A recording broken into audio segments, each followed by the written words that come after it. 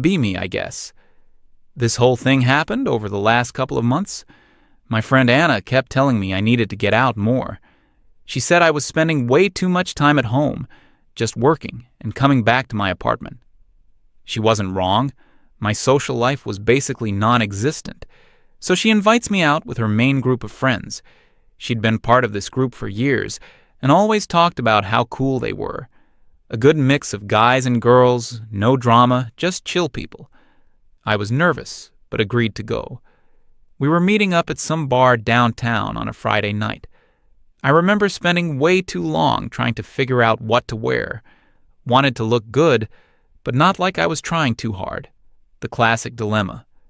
I finally get there, and the place is loud, but has a nice vibe. Anna waves me over to a big booth in the back. There were maybe 6 or 7 other people there. Anna does the introductions. There was her, another girl I didn't catch the name of, and 4 guys. She introduces them as Eric, Steven, Dan, and some other guy. Dan was the loud one, telling some crazy story and making everyone laugh. Steven was quieter, seemed more observant, just listening to everyone with a small smile. And then there was Eric. He was sitting at the end of the booth, kind of nursing his drink and scrolling on his phone when I walked up. He looked up when Anna said my name, and he had a really nice smile. He wasn't like a supermodel or anything, just a normal, handsome guy. Clean cut, nice shirt, seemed put together.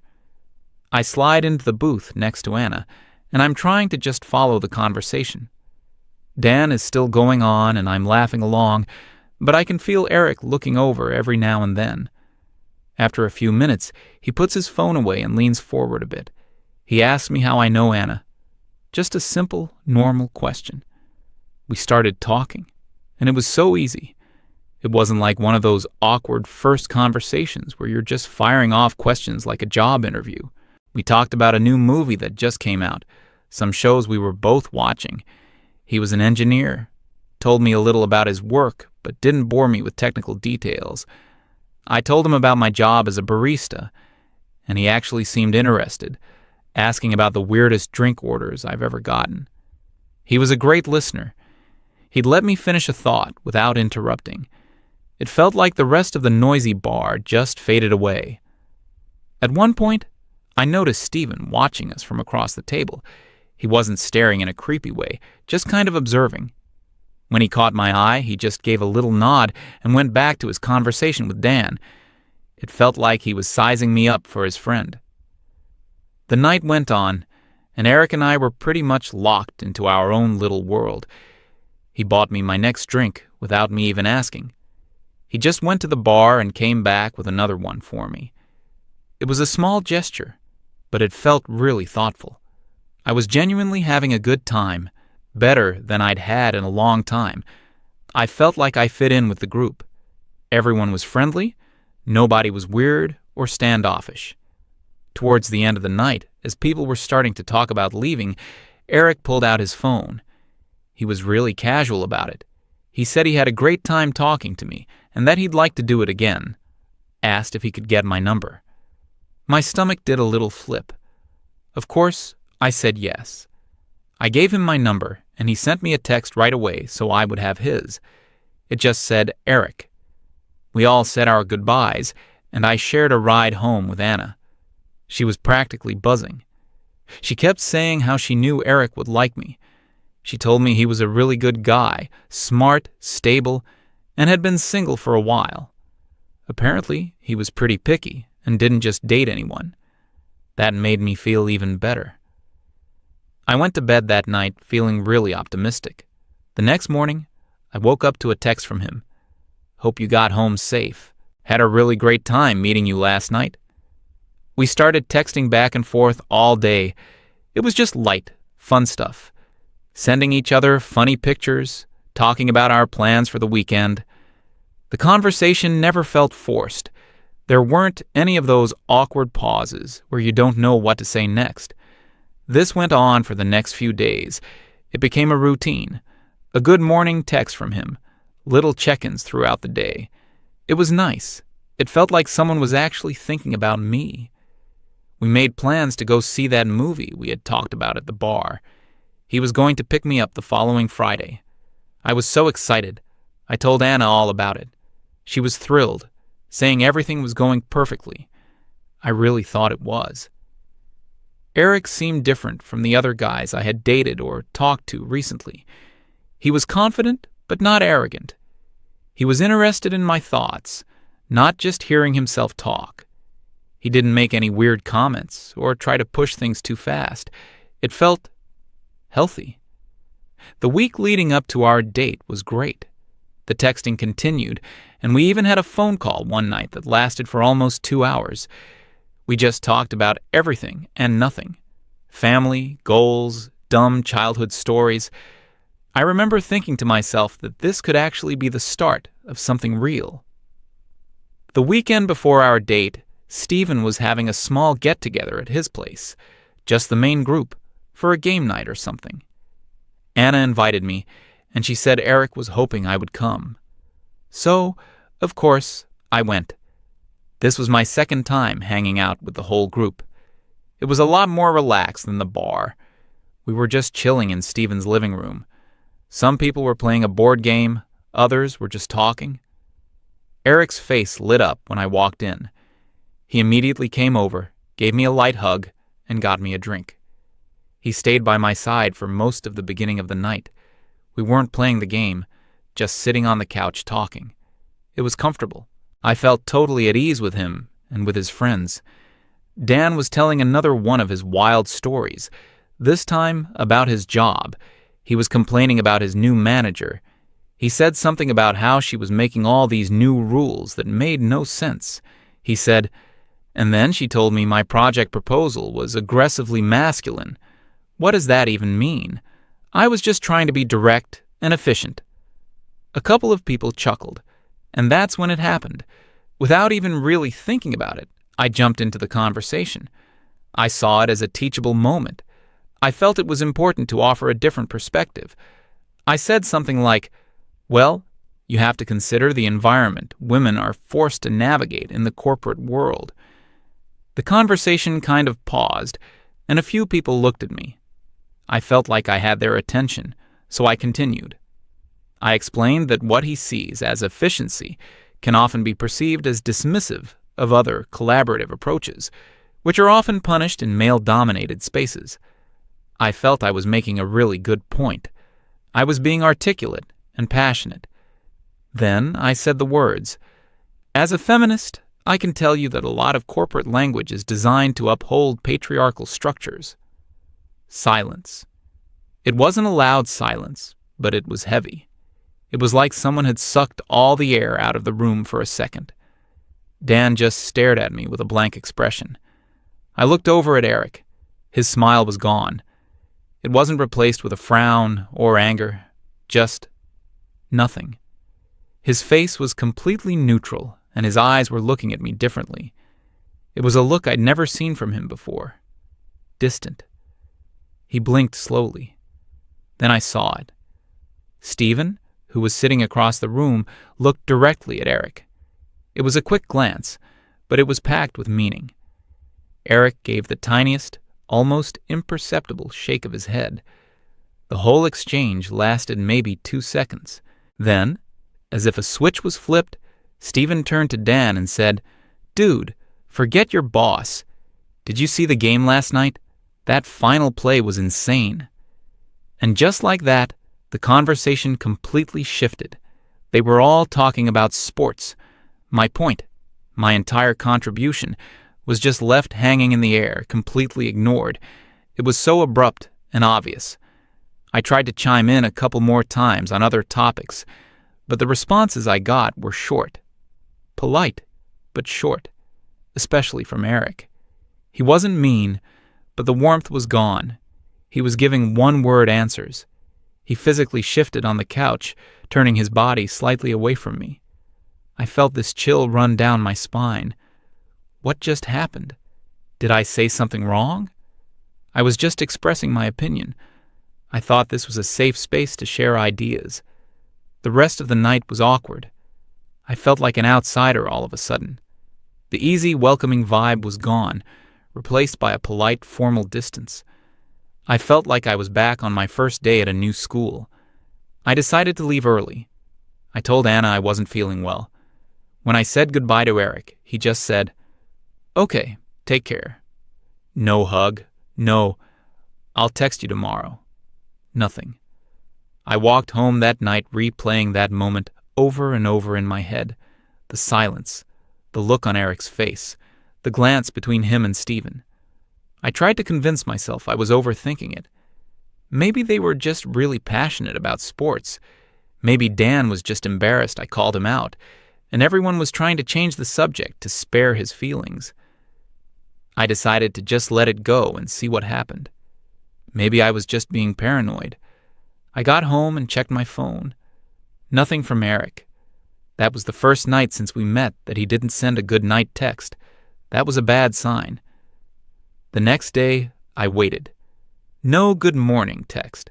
The silence was deafening. By the afternoon, I couldn't take it anymore. I decided to just act normal. I sent him a message. "Hey, still on for the movies on Friday?" I tried to make it sound cheerful and casual. I watched my phone for what felt like an eternity. 3 dots appeared. He was typing. Then they disappeared. Then they appeared again. Finally, a message came through. "Hey, sorry, something came up. Feeling a bit under the weather. Rain check." My heart sank. Under the weather. The oldest, vaguest excuse in the book. Rain check. The non-committal promise that never happens. I knew what this was, but I still held on to a sliver of hope. I typed back, "Oh no, hope you feel better. Let me know when you're free next week." I put my phone down and tried to distract myself. A few hours later, I checked. My message had a read receipt under it. But there was no reply, and there wouldn't be one. The week went by in a blur of confusion and hurt. I didn't hear a single word from Merrick. I saw he was online. I saw he was posting things on social media. He wasn't in a coma. He was just ignoring me. I tried to reach out to some of the other guys from the group just to test the waters. I replied to a funny story Dan posted online. Usually he was super chatty. This time, all I got back was a emoji. It felt like hitting a brick wall.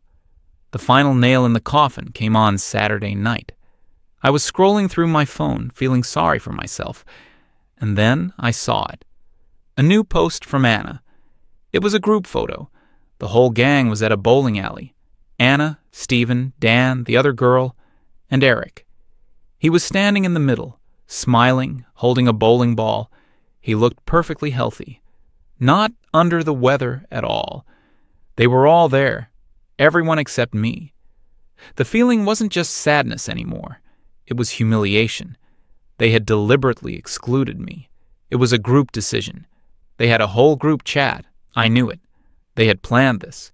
And the reason was so obvious. It all came back to that one moment at the party. That one word, feminist. It was like I had revealed I had a contagious disease. I couldn't wrap my head around it. How could one word make someone do a complete 180? Eric went from being this sweet, interested, attentive guy to a cold, distant stranger overnight. And it wasn't just him. It was all of them. They had closed ranks. I felt this wave of anger wash over me.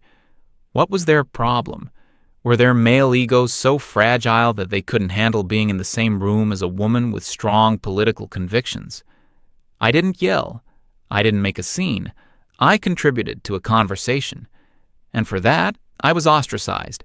It confirmed every negative thing I had ever thought about male fragility and toxic masculinity. They couldn't handle a challenge. They just wanted a smiling, agreeable girl who would laugh at their jokes and never question anything. I was hurt, but I was also furious. Furious at them for being so childish. Furious at society for making men this way. And furious at myself for a tiny, shameful part of me that wished I had just kept my mouth shut. I hated that I felt that way. Why should I have to censor myself to be accepted? Why should I have to hide a core part of my identity to get a second date? It felt incredibly unfair. The next couple of weeks were miserable. I felt so isolated. Seeing Anna was weird now, too. She knew what was happening, but she didn't say anything about it. She'd talk about her week, but she'd conveniently leave out any mention of hanging out with the group. It was like she was trying to protect my feelings, but the omission was just as loud as the truth. It felt like a betrayal. She was my friend. She brought me into this group, and now she was just silently watching as they all pushed me out. I finally got to a point where I couldn't take the silence and the confusion anymore. I needed answers. I needed a confrontation. I couldn't talk to Eric. He had made it clear he wanted nothing to do with me. So I called the one person I thought owed me an explanation. I called Anna. She picked up on the third ring, sounding a little surprised to hear from me. We hadn't really talked one-on-one since that night at Stevens. I didn't waste any time with small talk. I just came right out and asked her what was going on. I told her I saw the pictures from the bowling alley. I told her how Eric had completely ghosted me after making plans for a date. My voice was shaking a little bit, a mix of anger and hurt. I laid it all out. It's because I said I was a feminist, isn't it? That's the only thing that changed. There was a long pause on the other end of the line. I could hear her take a deep breath. I was expecting her to deny it, to make up some excuse for them, to say it was a misunderstanding or that I was reading too much into things. But she didn't. Her voice was quiet when she finally spoke. "Ramona, we need to talk. Can you come over?" So I went to her apartment. The whole ride over, I was building my case in my head. I was ready for a fight. I was ready to list all the ways her friends were being immature, sexist, and fragile. I was ready to defend my beliefs. When I got there, she made us some tea and we sat down at her kitchen table. She looked tired. I started in again, my voice full of righteous indignation. "I just don't get it, Anna. What is so threatening about a woman who believes in equality? Eric seems so great, so open-minded. But the second I mention feminism, he runs for the hills. He and all his friends. They're all just a bunch of hypocrites." I was on a roll, listing all their faults. Anna just sat there, listening patiently. She didn't interrupt me. She let me get it all out. When I finally ran out of steam, I just sat there, breathing heavily, waiting for her to argue with me. She took a sip of her tea. "Are you done?" she asked calmly. I nodded. "Okay," she said, putting her mug down. "Now you're going to listen to me." Her tone shifted. It wasn't angry, but it was firm. It was the voice of a friend who was about to tell you a hard truth. "You're right about one thing," she started. "It is because you said you're a feminist." I started to say I knew it, but she held up a hand to stop me. "But you are completely wrong about the reason why." She leaned forward. "Do you honestly believe those guys are scared of a strong, opinionated woman? Ramona, my mom is a strong woman. Stephen's sister is a surgeon. These guys are not intimidated by successful, confident women." I just stared at her, confused. "Then what is it?" I asked. "It's not the word," she said. "It's what the word has come to represent to them, to guys like them." She paused, choosing her words carefully.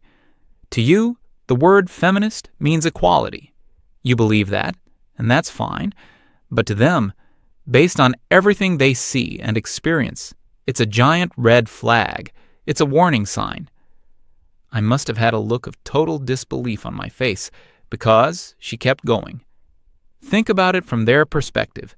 They hear that word, and their brains don't think equality. They think conflict. They think adversary." I started to protest, to say that's not what I am. "Let me finish," she said. "To them, dating a self-proclaimed feminist is like willingly walking into a minefield. They're thinking, is every movie we watch going to be dissected for its patriarchal undertones? Is every compliment I give going to be analyzed for hidden microaggressions?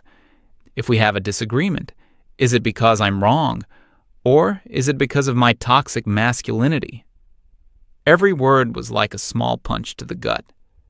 It's exhaustion, Ramona. They're already tired. They work, they deal with their own problems. The last thing they want is to come home to a relationship that feels like a constant political debate or a gender studies lecture. She leaned back in her chair.